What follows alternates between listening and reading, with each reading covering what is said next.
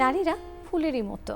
ফুলের বাগানে যেমন কিছু ফুল থাকে শত বাধার পরেও তারা পুরোপুরি প্রস্ফুটিত হয়, ঠিক তেমনিভাবে আমাদের জীবনটাও তো একটা বাগানেরই মতো। আর সে জীবনে কিছু মানুষকে আমরা পাই যারা ফুলের কাঁটাগুলোকে উপেক্ষা করে ঠিকই প্রস্ফুটিত হন এবং তাদের সুবাসে চারিদিক মোহিত করেন। প্রিয় দর্শক, আজ তেমনই দুই অপরাজিতা ফুলকে আমরা আমন্ত্রণ জানিয়েছি বাংলাদেশ টেলিভিশনের নিয়মিত আয়োজন অপরাজিতার আজকের পর্বে। দর্শক, চলুন পরিচিত হব তাদের সাথে। আমাদের সাথে প্রথমেই যিনি রয়েছেন তাহসিন তমা, রেস্টুরেন্ট কনসালটেন্ট এবং ফুড স্টাইলিস্ট। সেই সাথে আছেন মোসাম্মদ নুসরাত জাহান নুহা, শিক্ষার্থী। প্রিয় দর্শক, আমাদের আজকের এই দুই অপরাজিতার কাছ থেকে আমরা শুনবো তাদের অপরাজেয় হয়ে থাকার গল্প এবং তাদের পুরো জীবনের যে যাত্রাটা, সেই যাত্রাটাকে তারা কিভাবে তাদের মতো করে নিজের দখলে নিয়ে এসেছেন। প্রথমেই আমি তমাপুর কাছে আসতে চাই। আপনি দীর্ঘদিন ধরে এই প্রফেশনের সাথে রয়েছেন, ফুড নিয়েই কাজ করছেন এবং ফুড স্পেশালিস্ট হিসেবে বিভিন্ন প্রতিষ্ঠানের সাথে আপনার কাজ করার সুযোগ হয়েছে। সেই প্রসঙ্গগুলোতে একে একে আসবো। তার আগে শুরুতেই যদি জানতে চাই, একদম ছোটবেলাটা কোথায় কেটেছে, কিভাবে কেটেছে? আমার জন্ম ঢাকাতেই, আর আমার বেড়ে ওঠাও ছোটবেলা থেকে ঢাকাতেই। তো দেখা গেছে যে আমাদের ফ্যামিলিটা না খুবই ছোট ছিল। আমার আব্বু মারা গেছেন অনেক, আমি যখন অনেক ছোট ছিলাম, আমার যখন 3 বছর বয়স তখন আমার বাবা বেসিক্যালি মারা যান। তো এরপর থেকে আমার আম্মু আমাদের 3 বোনকে নিয়ে পুরো সংসারটা আসলে মেনটেন করেন। তো ওই যে থাকে না যে যেহেতু মানে ফ্যামিলিতে কোনো মেল কেউ ছিল না, পুরো ফিমেলদের একটা হচ্ছে গিয়ে জাস্ট আমরা গ্রুপ ছিলাম। তো আমাকে দেখা গেছে যে একটা ছেলের দায়িত্ব পালন করতে হচ্ছে, একটা মেয়ের দায়িত্ব পালন করতে হচ্ছে। যেহেতু আম্মুকে ছোটবেলা থেকে দেখে আসছি, আর আম্মু বেসিক্যালি আমাদেরকে ওভাবেই বড় করেছেন যাতে কখনো মানে আমাদের অন্যের হেল্প না মানে প্রয়োজন পড়ে। সো ছোটবেলাতেই বেড়ে ওঠাটা ওভাবে করেই, ইভেন আম্মু আমাদেরকে পড়াশোনাও করিয়েছে, কারণ আমার আব্বুর ইচ্ছা ছিল যাতে আমরা মানে আব্বুর লাস্ট একটা কথাই আম্মুর কাছে ছিল যে তুমি আর জীবনে যাই করো না কেন, আমার 3টা মেয়েকে তুমি পড়াশোনাটা শেষ করাবে, আর আমার 3টা মেয়েকে তুমি মানুষের মতো মানুষ করবে। সো আম্মু কিন্তু সেই কথাটাই রেখেছেন। আর আমরা 3 বোন, আর আলহামদুলিল্লাহ আমরা 3জন কিন্তু 3জনের লাইফে বা 3জনের ক্যারিয়ারে ভালো প্রতিষ্ঠিত। চমৎকার। গল্পগুলো আরও আস্তে আস্তে এগোবে। এবারে চলে আসি নুহার কাছে। নুহা, একদম ছোটবেলা কোথায় কেটেছে, বাড়িতে কে কে আছে? আমার জন্ম পঞ্চগড়েই, আমরা প্রপার পঞ্চগড়েই থাকি। আমার আব্বু আম্মু আর আমরা 5 ভাই বোন। বাসায় বেশ সবসময় একটা সরগরম একটা পরিবেশ নিশ্চয়ই হ্যাঁ, থাকে। আমি যেহেতু সব থেকে ছোট, আমার বড় ভাই বোনরা আগেই ঢাকায় পড়তে চলে আসছে, যার কারণে ছোটবেলা শুধু আমার মেজো বোনের সাথেই আমার বেশিরভাগ সময় কাটছে। আস্তে আস্তে আমরা অন্য গল্পগুলো শুনবো। এবারে আবারও ফিরে আসি একটু তমাপুর কাছে। তমাপু, আপনি প্রায় দীর্ঘ 10 বছরের মতো হয়েছে এই প্রফেশনের সাথে রয়েছেন। কখন মনে হলো যে আপনি রেস্টুরেন্ট কনসালটেন্ট অথবা ফুড স্টাইলিস্ট হিসেবে কাজ করতে পারেন বা আগ্রহ পেয়েছেন মনে হয়? বেসিক্যালি রেস্টুরেন্ট কনসালটেন্ট বা ফুড স্টাইলিস্টের জার্নিটা আমার কিন্তু খুবই শর্ট, মানে এটা কিন্তু আমি 4 বছর হলো স্টার্ট করেছি। বাট এর আগে কিন্তু আমি আমার যে ক্যারিয়ারটা আমি স্টার্ট করেছিলাম ক্যাটারিং বিজনেস দিয়ে। আচ্ছা। তো দেখা গেছে যখন আমি ইউনিভার্সিটির একদম লাস্ট ইয়ারে ছিলাম তখন আমার আম্মু মারা যান। তো ওই টাইমটা খুবই মানে আমার মনে হয় যারা স্টুডেন্ট আছে সবাই আর কি স্ট্রাগল করে যে আমি ক্যারিয়ারটা কোন দিকে নিব। আর তাছাড়া আমার ফ্যামিলিতে যেহেতু এরকম একটা ইস্যুস হয়ে গেছিল যে মানে আম্মু চলে গেছে, আমরা 2 বোন একা হয়ে গেছি, কারণ তখন আমার যে মেজো বোন ছিল আপু অলরেডি দেশের বাইরে সেটেল ছিল। সো আমি আর আমার বড় বোন আমরা দুজনেই বাংলাদেশে ছিলাম। এখন ওই টাইমটাতে না খুবই স্ট্রাগল করছিলাম আপু যে কী করব বা ক্যারিয়ারটা কোন দিকে স্টার্ট করব। তখন হঠাৎ করে ফেসবুক স্ক্রলিং করতে করতে দেখলাম যে অনলাইন বিজনেস বা অনলাইন হোমমেড ফুডের যে চাহিদাটা এটা অনেক বেশি, বা মানুষ তখন মাত্র স্টার্ট করছে।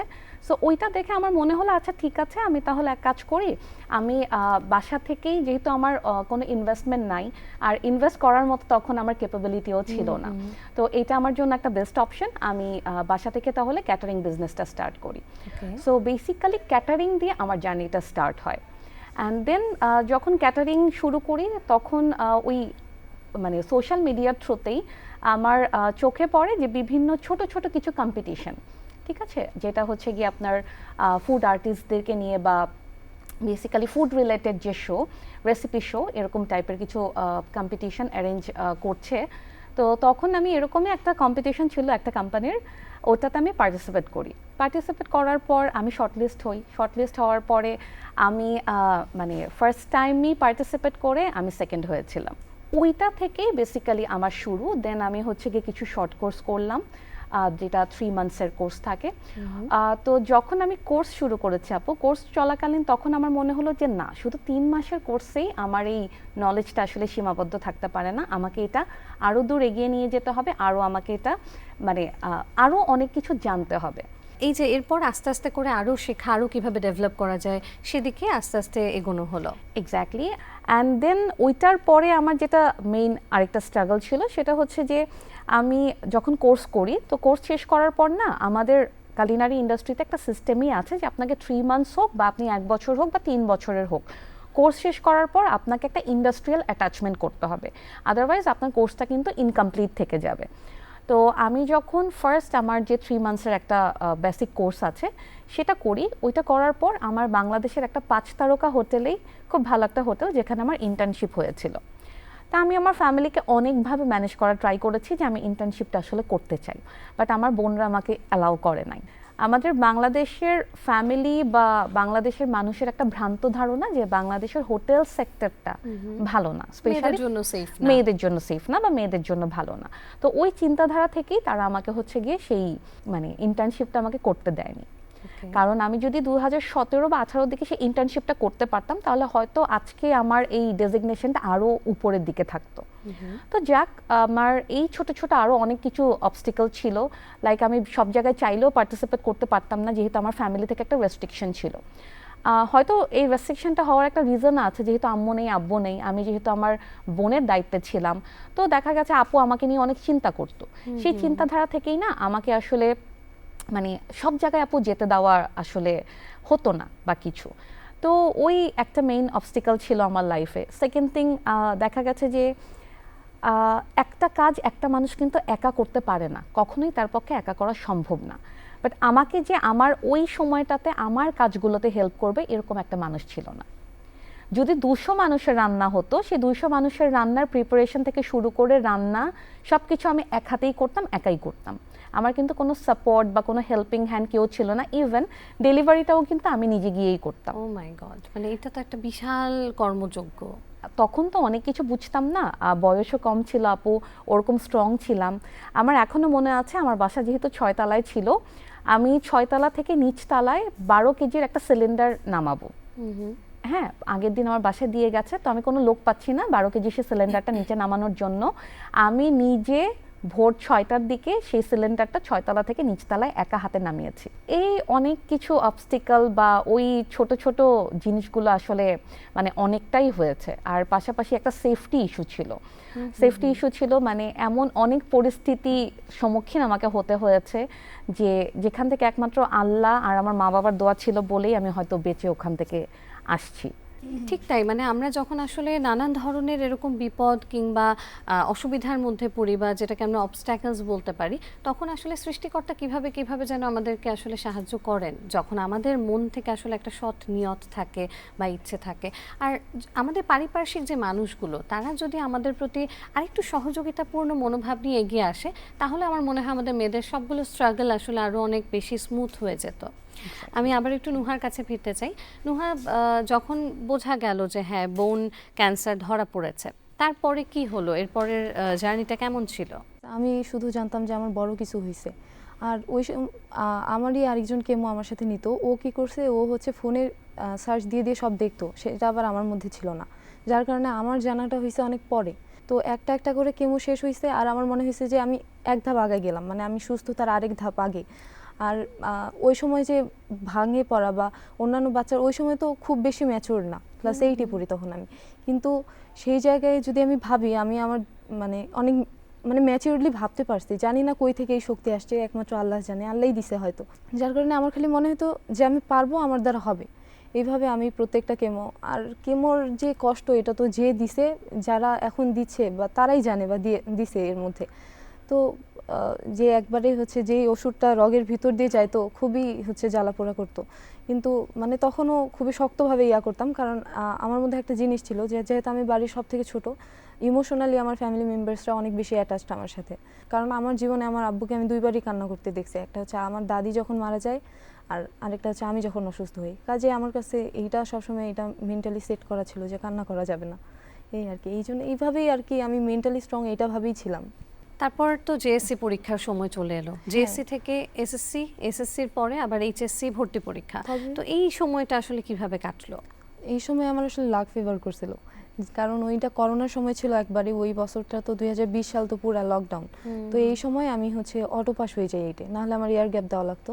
তো এইভাবে আমি 9-এর মার্চ মাসে তো আমি পুরাপুরি ক্যান্সার মুক্ত। একটা টেস্ট করলাম, পিইটি সিটি স্ক্যান। এটা করার পরে হচ্ছে আমি নিয়মিত ফলো আপে থাকতাম, কিন্তু এইটার কারণে আমার পড়াশোনা শুরু করতে এই জন্য একটু দেরি হয়েছে। কারণ ওই ইয়াটা থেকে কাটায় উঠতে বা সবাই মানে বাসায় একটু আলাদাভাবে ট্রিট করতো, তো কাজেই পড়াশোনাটা একটু দেরি করে স্টার্ট করছি। আর বারবার ফলো আপে আসতাম ঢাকায়, পঞ্চগড় থেকে। তো এইটাতে আর আসলে অনেক দিন করে থাকা হইতো, যার কারণে পড়াশোনায় ভালো রকমের একটা গ্যাপ হয়ে গেছে। তো এই সময় আমি ছোটোখাটো আমার মানে আমি যেটা সেলফ এন্টারটেইনমেন্টের জন্য সেলাই করা, ছবি আর্ট করা, এগুলোর মধ্যে দিয়েই ছিলাম। ভোকাবুলারি মুখস্থ করতে আমি অনেক পছন্দ করতাম, ওই সময় আমি বেশ একটু স্টক করছি আমার। তো এরপরে 9-এর পরীক্ষা আমি হচ্ছে, আমার বড় বোন আমাকে ছোট থেকেই মানে আমার যে মানে ম্যাথ আর হচ্ছে সায়েন্স, এই দুইটা সাবজেক্ট ও আমাকে পড়াইতো, আর বাকিগুলো আমি হচ্ছে আমার নিজে থেকেই পড়ে ফেলতাম। এই করে আমি হচ্ছে ক্লাস 9-এর যে বার্ষিক পরীক্ষা সেটা হচ্ছে দেই। তো এইটাতে রোল কিছুটা আমার পিছাইছে, তাও মানে হচ্ছে আমি দিতে পারছি। তখন আমার কাছে মনে হয়েছে যে না, ঠিক আছে। আর এর মাঝে আমি আমার যে ছোট থেকে আমার যেই স্যারের কাছে পড়ছি, ওনার কাছে যেই ফ্রেন্ডরা পড়তো, শুরু থেকে ওখানে একটা কম্পিটিটিভ পরিবেশ ছিল। তো আমি খোঁজ রাখতাম যে ওরা কি পড়তেছে, কি করতেছে। তো 9-এর পরীক্ষা দেওয়ার পর আমি প্রথম মানে আমি রিয়েলাইজ করলাম যে না, মানে আমার তো যা হয়েছে পায়ে হয়েছে, কিন্তু আমার তো ব্রেইন ঠিক আছে, মানে আমি ওদের সাথে প্রতিযোগিতা করতে পারতেছি। তারপরে আমি আর এটাকে ঠিক মানে এটা যে একটা আলাদা বাধা, এটাকে আমি কখনো বাধা হিসেবে মনে করিনি। এইটাই হচ্ছে সবথেকে ইম্পর্টেন্ট জিনিস আমি মনে করি। এটা দৈনন্দিন জীবনের একটা অংশ হয়ে গেছে এক সময়। হ্যাঁ হ্যাঁ। আর শীতের দিনটাতে অবশ্য বেশি, শীতের দিনগুলোতে পঞ্চগড়ে তো প্রচণ্ড শীত। তো ওই সময় শীতের দিনে আমি যদি কোনো প্রাইভেট, তো আমি খুবই কম যাইতাম বা যাইতামও না, যখন মন চাইতো আর কি। তো আসলে বাইর হইলে পায়ে ঠান্ডা লাগলে প্রচণ্ড ব্যথা, মানে সেই ব্যথা আর কি বলবো, এইগুলাই আর কি বাধা ছিল। এসএসসি আর এইচএসসি রেজাল্ট কিরকম হয়েছিল? আমার এসএসসি রেজাল্ট ছিল হচ্ছে জিপিএ 5 পাইছিলাম আমি, কিন্তু হচ্ছে গোল্ডেন হয়নি সেবার। আর এইচএসসিতে আমি হচ্ছে গোল্ডেন পাইছি, বৃত্তীয় আসছে ট্যালেন্ট পুলে, বোর্ডে 17তম। গোল্ডেন পাওয়াটা আসলে খুব জরুরি বিষয় না, এই যে নানান রকম মানসিক একটা বাধার জায়গা তো থাকেই। হ্যাঁ, সবসময় একটা অস্বস্তির মধ্যে তো থাকতেই হয়। এর মধ্য দিয়ে জিপিএ 5 মানেই সেটা অনেক কিছু, এটা অনেক বড় পুরস্কার, অনেক বড় প্রাপ্তি। সবার সাথে মানে টিচাররাও কখনো আলাদা করে ফিল করায় নাই যে আমি আলাদা, সবার থেকে আলাদা। তো আমি যাদের সাথে কম্পিট করতাম, ওরা যখন অনেক ভালো করছে, তো সেই জায়গা থেকে আমার মনে হয়েছে যা হোক, এটা পরে বড় হয়ে বুঝছি যে এতটা না। এখন তুমি সত্যিই সবার থেকে আলাদা, তার কারণ ঢাকা বিশ্ববিদ্যালয়ের মতো একটি প্রতিষ্ঠানে 100তম মেধা স্থান তুমি অধিকার করে নিয়েছো। সেই জায়গা থেকে বলতেই হয় যে তুমি সত্যি অন্য অনেকের থেকেই আলাদা। এবং হয় না যে অনেকে অনেক সুযোগ সুবিধা পেয়েও কিন্তু আসলে এরকম স্বপ্নের একটা প্রতিষ্ঠান, দেশের সর্বশ্রেষ্ঠ একটা প্রতিষ্ঠান, সেখানে পড়ার সুযোগটা কিন্তু পায় না।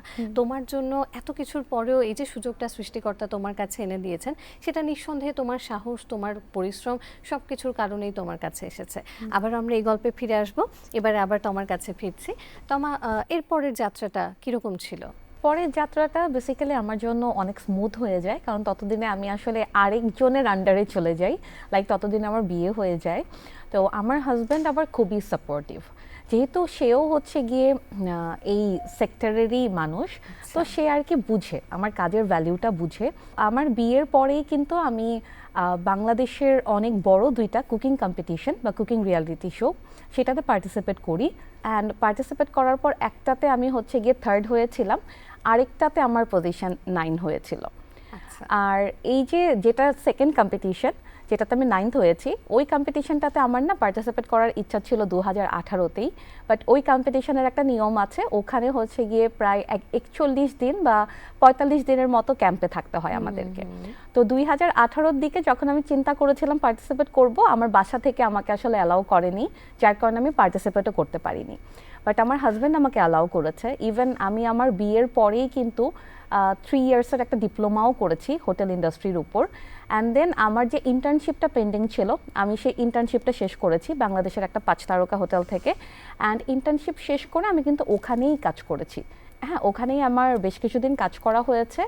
অ্যান্ড এরপরে আমি একজন শেফ ট্রেনার হিসেবে কাজ করেছি বিভিন্ন ট্রেনিং ইনস্টিটিউটে, আমি গেস্ট ট্রেনার হিসেবে ক্লাস করাতাম।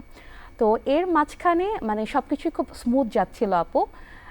তারপরে হয় না যে আসলে সবার জন্য আসলে সব কিছু হয় না।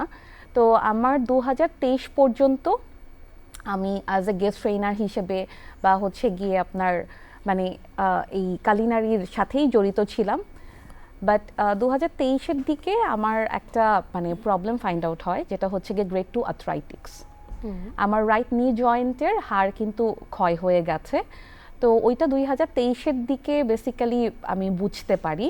তো যখন আমি ডক্টর দেখাই, তখন ডক্টর অনেক পরীক্ষা করে, অনেক এক্সামিনেশনের পর উনি যেটা ফাইন্ড আউট করে যে আমার ছোটবেলা থেকেই যেহেতু বোনস নাকি অনেক নরম ছিল, হাড় অনেক নরম হওয়াতে আমার আসলে বড় হওয়ার সাথে সাথে এই প্রবলেমটা হচ্ছে গিয়ে বেড়েছে। আর আমার যেহেতু হাইট অনেক বেশি, তো তখন ডক্টর আমাকে ডিরেক্টলি মানা করে দেয় যে আপনাকে যদি সুস্থ থাকতে হয় আপনাকে প্রফেশন চেঞ্জ করতে হবে।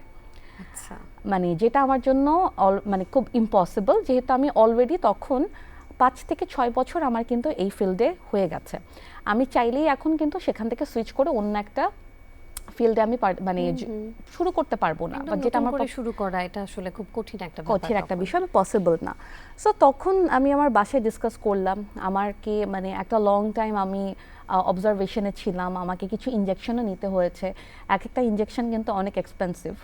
বেসিক্যালি এটা আমি আসলে কোথাও বলিনি, but this is the first time আমি এটা শেয়ার করছি, কারণ আমার মনে হয় যে এটা আসলে সবার জানা উচিত যে কোনো একটা অবস্টিকল থেকে নোহা যেরকম শেয়ার করলো যে ও একটা অবস্টিকল, ওর অবস্টিকলটা অনেক বড় ছিল, বাট আমার কাছে আমার অবস্টিকলটাও কিন্তু অনেক বড় ছিল। সো যারা আর কি এরকম ধরনের ফিজিক্যাল ইস্যুস ফেস করছে, তারা মনে করে যে লাইফটা আমার এখানেই থেমে গেছে। বিষয়টা কিন্তু আসলে এরকম না, মেন্টালি স্ট্রং থাকতে হবে।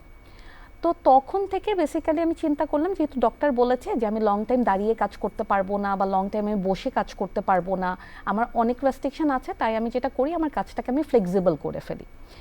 আর ওই তখনই বাংলাদেশের খুব টপ রেটেড একটা এজেন্সি আছে, সেই এজেন্সির একজন ভাইয়া আমাকে ফোন দিয়ে বললো যে এরকম এরকম একটা কাজ আছে, অ্যাডের একটা কাজ, তুমি কি করতে পারবে? আমি বললাম যে ভাইয়া কাজটা কেমন হবে? তখন ভাইয়া আমাকে বলল যে এরকম এরকম কাজ, তোমাকে হচ্ছে গিয়ে মেনলি ফুডটাকে রেডি করে ফুডটাকে গার্নিশ করে দিতে হবে। তো পরে আমি বললাম যে ওকে ফাইন ভাই, আমি পারবো। ঠিক তখন থেকেই আমার হচ্ছে গিয়ে ফুড স্টাইলিংয়ের কাজটা শুরু হয়। ওই একটা কাজ করেছি, ওই একটা কাজ আমার বাংলাদেশের খুব ফেমাস একটা প্রোডাকশন হাউস, ওদের সাথে হয়েছিল। তখন থেকে আমার শুরু, অ্যান্ড আলহামদুলিল্লাহ এখন পর্যন্ত আমার ওই কাজটা চলছে। এই সেক্টরে কাজ করা হচ্ছে। অ্যান্ড লাস্ট 3 ইয়ার্স ধরে আমি একজন রেস্টুরেন্ট কনসালটেন্ট হিসেবে কাজ করছি।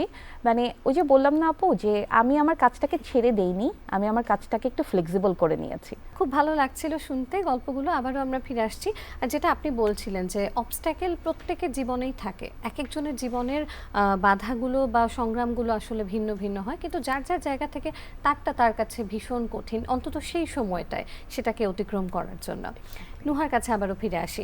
নুহা, তারপরে যে এখন যখন ঢাকা বিশ্ববিদ্যালয়ের ভর্তি পরীক্ষা হয়ে গেল, ভর্তি পরীক্ষাকে তো আমরা ভর্তি যুদ্ধ শুনে থাকি, যদিও আমরা সেটা বলতে চাই না, মনে করতে চাই না, কিন্তু তারপরেও এই ভর্তি পরীক্ষার পর এখন এই যে এই সাফল্য, কেমন লাগছে? সবাই কি বলছে? পরিবারের সবার অনুভূতি কি? যেহেতু আমি সবার ছোট, ফ্যামিলির এক্সপেকটেশন, আমি ভাবছিলাম আমার প্রতি অনেক এক্সপেকটেশন আছে, কিন্তু আমার আব্বু, আমি চান্স পাওয়ার পর আব্বুর কাছে শুনলাম যে আমারটা নাকি বোনাস, মানে আব্বু আমার কাছে এতটা এক্সপেক্ট করেনি, মানে আব্বু অনেক বেশি খুশি। তো আমার বড় ভাই বোন যারা, ওরা দুইজনই ল পাইছিল, দুইজন, কিন্তু ওরা কেউ পড়ে নাই। আর হচ্ছে তাই আব্বুর এক্সপেকটেশনটা যে যায় আমার দ্বারা পূরণ হবে, এটা আসলে আব্বুর কাছে অনেক বেশি আনন্দ লাগতেছে। আর আব্বুর মানে এই যে আমি যে এই ইয়াটা পূরণ করতে পারলাম, এটা তো আমার কাছে অনেক বেশি ভালো লাগতেছে। আর আমি তো একটু কি বলবো ইন্ট্রোভার্টেড, বা আমি অত ইয়াতে ছিলাম না, যেহেতু স্কুল 8 থেকে আমি আর হচ্ছে স্কুলে সেইভাবে যাই নাই, কলেজেও আমি খুব একটা না, ফ্রেন্ড সার্কেল বলতে ওই 4-5 জন এইরকম একটা অবস্থা। যার কারণে এখন যে মানে সবাই যে অনেক মানে মেসেজ করে সবাই অভিনন্দন জানাচ্ছে বা অনেকে ইন্সপায়ার্ড হচ্ছে, এই জিনিসটা ভাবে অনেক ভালো লাগে। ইভেন অনেক ক্যান্সার পেশেন্ট যারা এখন যুদ্ধ করতেছে তারা হচ্ছে মেসেজ দিছে যে হচ্ছে মানে এটা ইন্সপিরেশন হিসেবে তোমাকে দেখতেছে। দেখে সবাই আসলে অনুপ্রাণিত হ্যাঁ, হচ্ছে। এই জিনিসটা অনেক ভালো লাগতেছে যে আলটিমেটলি কেউ যদি আমার স্টোরিটা শুনে কেউ যদি হচ্ছে ইন্সপায়ার্ড হয়, মন থেকে প্রশান্তি ফিল করে, এটা আমার জন্য অনেক বড় পাওয়া। আবারও একটু তোমার কাছে ফিরে আসি। আমরা অনুষ্ঠানের প্রায় শেষ প্রান্তে চলে এসেছি। এই প্রফেশনে যারা আসতে চায়, অর্থাৎ রেস্টুরেন্ট কনসালটেন্ট অথবা ফুড নিয়ে যারা কাজ করতে ভালোবাসে, কাজ করতে চায় বা প্রফেশন হিসেবে নিতে চায়, বিশেষ করে নারীদের ক্ষেত্রে, তাদের জন্য আপনার পরামর্শ কি থাকবে? স্পেশালি ফিমেলদের জন্য আপু আমার যেটা মানে একটা ওপিনিয়ন, মানে আমার সাজেশন থাকবে, ফ্যামিলি সাপোর্টটা মেইন।